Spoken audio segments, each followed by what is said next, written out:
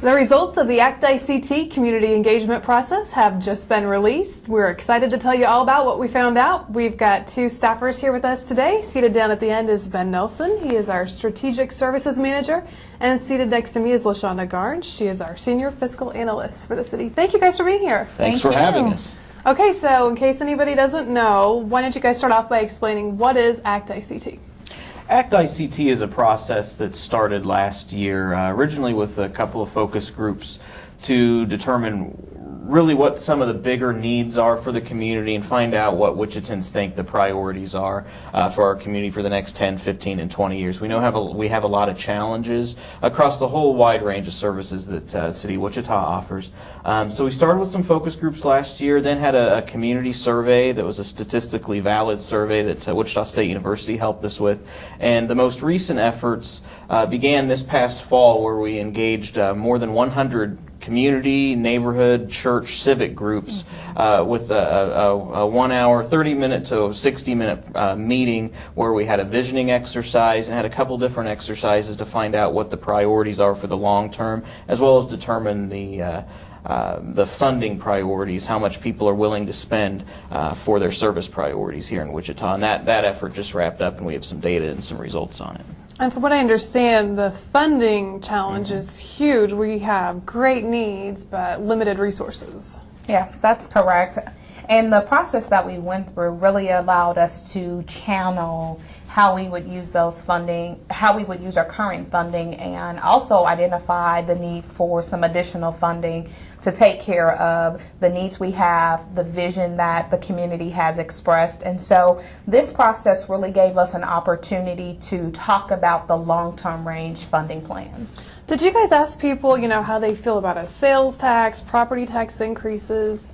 We did. We asked people, I think it's important to note that what we asked people was the full range of potential responses. We didn't want to just hammer in on a sales tax or a property tax, because the assumption then would be that people want to spend more money on government. That's not an assumption we wanted to make. We wanted to go into this process without assuming that the community sets this or that as a priority or wants to do this type of funding or another type of funding. So when we were asking people what they felt was appropriate level to pay for government, we started off with a survey form during these meetings where people could tell us that they decide that they think our city council and our city government leaders should lower taxes. Another option was that taxes should stay the same, and we could just repurpose how we currently pay for government services.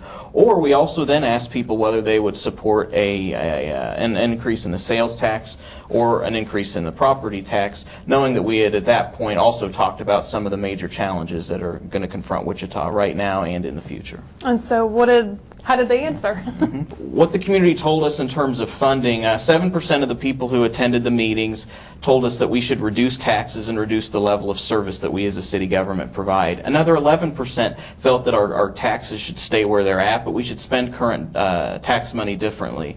The leading vote getter in that process was an increase in the sales tax. 58% of people supported an increase in sales tax of ranging from a 1 cent sales tax all the way down to a quarter-cent sales tax.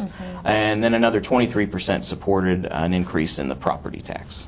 But this doesn't necessarily mean any of those options are a done deal, right? No, it does not mean that any of the options are a done deal. What was really unique about this process is the city manager identified 12 facilitators in the organization to facilitate the discussion. So this process did not go before the community for a decision. This was truly an engagement effort to talk about the different options that are available, to get feedback from the community, and we were not really selling a product or a decision. We really wanted them to help us get to a place where we could start to make decisions. And so this process allowed us to give them several different options to explore. One thing that Ben didn't mention is on that financial voting sheet, they also had this opportunity to say, none of these options work. Here's a better option. And so we explored every angle in that process and kept it an open discussion versus having any pointed or direct direction that we wanted to head into. We allowed the groups to take the leadership on how those conversations went. And so you feel like you really got a good sense for what these individuals wanted. Yes, I think we got a really good sense of what the community thinks about funding, but also more equally as important is how they feel we should be approaching the future of Wichita. We've talked a lot about funding since the interview began, but there were a lot of challenges that we're confronted with: a potential new water source, need for street maintenance, downtown and urban core development, parks and recreation, open space, bicycle pedestrian trails, and the list goes on. And we know we have a lot of these challenges, and it was important for us to find out what people thought are the ones that we should be addressing first and foremost. And so what are their priorities? It's interesting that, and what we are excited about is that both the community survey and the response from all of the community meetings matched up. So some of the priorities that came up was creating a reliable source of water, encouraging economic development, talking about jobs and increasing our income, investing in downtown, improving our street maintenance, and meeting the needs of our homeless and low-income neighborhoods were the top 5 priorities that came out of all of the meetings that we had. And that pretty much matched up to the survey response, not necessarily in the same order, but they all ranked in the top 5 priorities. I noticed in one of the findings there was a line that said that people were willing to take responsibility to help create opportunity for all citizens if those citizens are willing to do their part. What does that mean, do their part? The survey, the findings that you're talking about came out of the community survey that was done earlier in 2013. And basically, one of the things that we went into the final phase of ACT ICT, where we're meeting with all the community groups, we went in there armed with the information that from the survey results, what we had found is people really do have a long-term community attachment. We were asking people to put aside their personal short-term interests to consider the broader long-term needs that's in the best interest of all of Wichita. And some of the survey questions we had asked last year kind of got to the heart of whether Wichitans are really willing to do that, and we saw that there was a lot of support and a lot of willingness on behalf of citizens of Wichita, that they're willing to help push Wichita forward and to do so in a way that advances the community interest above all. And with the ACT ICT process, was there anything that surprised you guys or anything that you found the most interesting? It just gave us the idea that community engagement has so many different facets and that we can do engagement in so many different ways, and there is a wider menu on how we get feedback from the community. There is a wider menu in how we look at addressing issues from a government perspective, and I think this opened the door for us to have some more creative and authentic conversations with the community on how do we progress our city forward.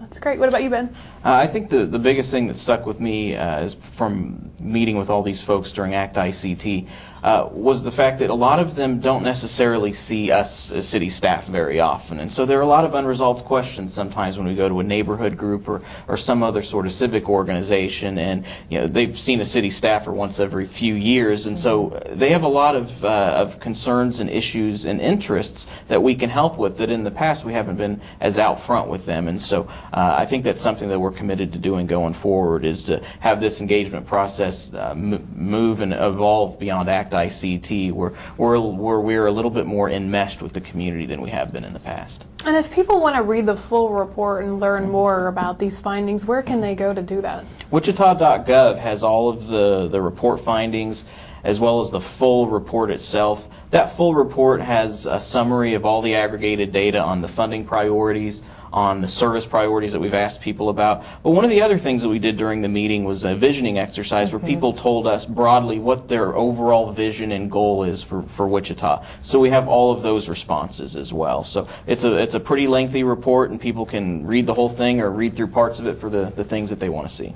Tell us a little bit more about how many people were involved and gave answers.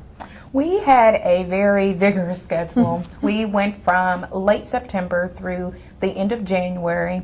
We touched 102 meetings with about a little over 2,000 participants in total for the full process. So in addition to the 4,000 that filled out the survey, we probably touched a little over 6,000 in the full conversation since we started the whole process of engaging the community. And so now that you guys have these findings, what happens next? we're going to take the findings that we have from ACT ICT and move very quickly with them. We have an upcoming annual budget that we're preparing. The City Council's working on developing a strategic plan for what we as an organization do. We have the Community Investments Plan, which is our long-term planning comprehensive approach to development, and we have a process in place to infuse the results from ACT ICT into each of those documents. Another thing I didn't mention is we have a capital improvement program that plans all of our infrastructure for the next 10 years in the ACT ICT results, because so much of it also relate priorities about what infrastructure needs are here in Wichita. That'll be infused into the capital improvement program as well. So some decisions on where to proceed based on ACT ICT data will be evident when the operating budget's completed in August, when the City Council finalizes its strategic plan, which they're working on right now, as well as when the capital improvements program and the community investments plans are complete. And it's also important to note that the results from this process are available to other organizations that are planning for the future of our community, neighborhood groups, civic groups, churches. If they're looking on creating their own strategic plans on how they're going to move forward, how they're going to be involved in moving our community forward, they can look at the results that the community has provided to us on helping them make decisions as well. Well, that's a great point, because this really is a tremendous community resource for everybody to use. Yes. I'm sure people out there are wondering, how soon might we see decisions on some of the funding priorities that the community's outlined, and how soon can things get going? Well, things are slated to get going immediately. We do realize that a lot of these things are longer term issues, and that was the whole purpose of this, is to find out long term where Wichita should go. But some decisions should be made and influenced during the budget process this year's strategic planning process that the council is undergoing right now. And it'll be ACT ICT data will be very evident in both of those. Then we have project-specific type things. The leading priority, actually received 33% of the votes, was creating a reliable source of water. That, for example, we're going to be moving forward with 2 presentations to council, tentatively scheduled for this spring, to talk about water conservation and our water resources plan to outline the different options that could be available if we do decide to proceed with a long-term new water supply. So it's going to be on a project-by-project specific basis in some cases, where some of the details get hammered out, but in general we're going to see action this year through the strategic plan and the budget process.